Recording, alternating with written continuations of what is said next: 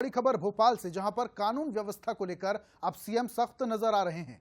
अशोकनगर की घटना पर कड़ी कार्रवाई के उन्होंने निर्देश दिए हैं। अशोकनगर में नाबालिग के आत्म अपहरण की कोशिश हुई थी, जिसके बाद यहां पुलिस मौके पर पहुंची थी, जांच पड़ताल में जुटी हुई थी। मुख्यमंत्री मोहन ने पुलिस को खुली छूट दी है। पुलिसिंग के में कड़ाई लाने की जरूरत है। अधिकारियों के साथ कानूनी व्यवस्था की समीक्षा की है। हाल ही में हुई घटनाओं को लेकर उन्होंने फीडबैक लिया। छिंदवाड़ा, सीधी, नरसिंह घोटाला, खुरई की घटना पर भी उन्होंने चर्चा की है और बैठक में डीजीपी समेत दूसरे अधिकारियों से उन्होंने बातचीत भी की है। इस बैठक में डीजीपी समेत दूसरे अधिकारी भी मौजूद रहे। अशोकनगर में जिस तरीके से महिला के साथ दुष्कर्म के बाद उसे अपहरण करने की कोशिश की गई, घर में घुसकर उसके पिता के साथ मारपीट की गई, इसको लेकर मुख्यमंत्री सख्त नजर आ रहे हैं। जिसके बाद मुख्यमंत्री ने पुलिस को खुली छूट दे दी है। कार्रवाई के लिए पुलिस को खुली छूट मुख्यमंत्री ने दी। इसके अलावा एक बैठक भी हुई और इस बैठक में डीजीपी समेत दूसरे अधिकारी भी मौजूद रहे। छिंदवाड़ा, सीधी, नरसिंह घोटाला, खुरई की घटना पर भी उन्होंने चर्चा की। जो होने वाले अपराध है, उन अपराधों पे और सख्ती करें।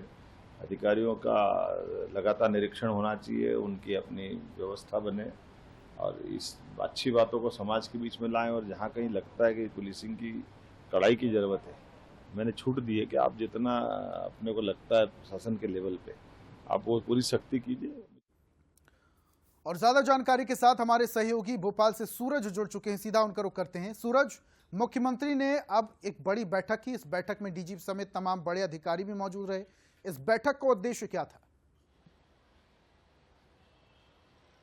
देखिए, खासतौर से लंबे समय से चुनाव प्रचार चल रहा था और राज्य संहिता लगी थी, लेकिन उसके बाद अब चुनाव प्रचार से मुक्त होने के बाद खासतौर से लॉ एंड ऑर्डर की स्थिति क्या है, उसको लेकर खुद मुख्यमंत्री मोहन यादव पीएचक्यू पहुंचे थे, जहां पर माना जा रहा है कि ये औचक बैठक थी। इसमें पहले से कोई प्लानिंग नहीं थी, लेकिन मुख्यमंत्री एकदम से वहां पर पहुंचे, तो अधिकारियों से बातचीत की। मध्य प्रदेश में जिस तरीके से लगातार हम देख रहे हैं कुछ समय से जो घटनाक्रम घटा है, चाहे सीधी कांड हो, छिंदवाड़ा की घटना हो, खुरई की हो, या हाल ही में अशोकनगर में जिस तरह की घटनाक्रम सामने आया, उसके बाद कानून व्यवस्था को बेहतर करने के लिए मुख्यमंत्री ने बैठक ली। माना जा रहा है इन सभी विषयों पर चर्चा भी हुई और आगामी रोड मैप तैयार करने को भी कहा गया है कि लॉ एंड ऑर्डर को लेकर किस तरीके की व्यवस्थाएं तमाम जिलों में रहेंगी, चाहे ताकि अपराधों को कम किया सके, आम जनता को भयमुक्त सरकार कैसे दे सकते हैं, कैसे जनजीवन दे सकते हैं, उसको लेकर प्रयास होना चाहिए। और माना जा रहा है कि जैसे ही चुनाव परिणाम आएंगे उसके बाद एक बड़ी सर्जरी भी, प्रशासनिक सर्जरी भी देखने को मिलेगी, जिसमें कई जिला मुख्यालय में जो एसपी हैं उनके तबादले भी होंगे, ताकि लॉ एंड ऑर्डर को लेकर सरकार बेहतर काम कर सके। अब देखना ही होगा कि सरकार पीएचक्यू की तरफ से किस प्रकार का रोड मैप बनाया जाता है लॉ एंड ऑर्डर को लेकर। ये बात जरूर है कि हाल ही में हुई घटनाओं को लेकर मुख्यमंत्री खुद नजर बनाए हुए हैं, चाहे अशोकनगर की घटना हो या सीधी की घटना हो, तमाम घटनाओं को लेकर फीडबैक लिया गया है और ऐसी गंभीर घटनाओं पर तत्काल एक्शन हो और सख्त कार्रवाई के निर्देश भी दिए। ठीक है, उस बैठक में भी काफी कुछ निकलकर सामने आएगा। सूरज, बहुत बहुत शुक्रिया तमाम जानकारियां हम तक पहुंचाने के लिए। तो ये बड़ी बैठक में अब पुलिस को और अधिकारियों को खुली छूट दे दी गई है। इसके अलावा जितने भी अपराध हो रहे हैं उसको लेकर भी मुख्यमंत्री खुद संज्ञान ले रहे हैं, चाहे अशोकनगर की बात हो, सीधी की बात करें या फिर नरसिंह घोटाले की बात करें, तो इन तमाम मुद्दों पर मुख्यमंत्री खुद संज्ञान ले रहे हैं। और इस पर ज्यादा चर्चा के लिए हमारे साथ बंसल न्यूज के न्यूज हेड शरद द्विवेदी जी जुड़ चुके हैं, सीधा उनका रुख करते हैं। शरद जी, एक बड़ी बैठक का आयोजन चुनाव से पहले, डीजीपी समेत तमाम पुलिस अधिकारी इस बैठक में शामिल रहे और अब पुलिस को खुली छूट दे दी है सीएम ने कि अब जिस तरीके से कार्रवाई की जा सकती है उस तरीके से कार्रवाई की जाए। तो प्रदेश के हालात क्या बदलेंगे इस बैठक के बाद?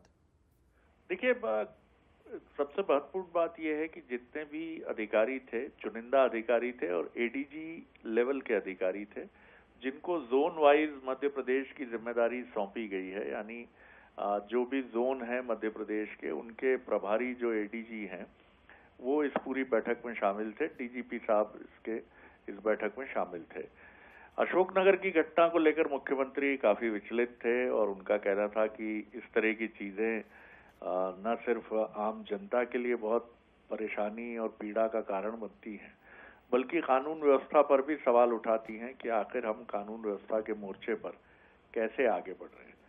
तो उन्होंने एक तो एडीजी लेवल के सभी जो जोन संभाल रहे हैं दायित्व, उनसे कहा है कि वो अपने प्रभार के जोन और उसके जिलों का दौरा रेगुलर करें और रात्रि विश्राम वहीं करें, जिससे स्थानीय पुलिस महकमे के साथ, पुलिस कप्तान के साथ, पुलिस के दूसरे वरिष्ठ अधिकारी कर्मचारियों के साथ वो चर्चा करें और वहां पर कानून व्यवस्था की स्थिति और अपराधियों की धरपकड़ के मसले पर उनके साथ संपर्क में रहें और ऐसी मुहिम को आगे बढ़ाएं। जी शरद जी, लेकिन एक बात आपसे और समझना चाहूंगा, जिस तरीके से प्रदेश में घटनाएं बढ़ रही हैं और छोटी मोटी नहीं ऐसी घटनाएं आती हैं जिससे मन विचलित हो जाता है लोगों का, ऐसे में जनता का भरोसा जीतने में क्या पुलिस और पुलिस के अधिकारी कामयाब होंगे इस बैठक के बाद? देखिए, निश्चित तौर पर इसमें घटनाएं ये आंख मिचौली जब से कानून व्यवस्था की स्थिति पूरी दुनिया में बनी है ये चलती है। अपराधी हमेशा शातिर तरीके से और कई बार दुर्दांत होकर और इस तरह से चलता है जैसे उसे लगता है कि कानून का कहीं कोई दायित्व ही नहीं बचा है। लेकिन कानून, जैसा हम वो हिंदी फिल्मों का संवाद सुनते हैं कि कानून के हाथ बहुत लंबे होते हैं। रही बात फ्री हैंड की, तो मुख्यमंत्री ने फ्री हैंड से कई बार आशय ये लगाया जाता है कि इसका मतलब है कि अब पुलिस के लिए पुलिस के पास हमेशा कानून के दायरे में छूट है और वो कानून सम्मत है उसके पास, और इसके लिए आपको किसी बंदूक की गोली चलाने की या बहुत ऐसे तौर तरीके अपनाने की जरूरत नहीं है जिससे हम समझते हैं कि पुलिस का खौफ बनता है। पुलिस अपने आप में, उसकी वर्दी, उसका नाम खौफ का पर्याय है। आपको सिर्फ उसको लेकर आगे बढ़ना है, आपको अपनी जिम्मेदारी निभानी है।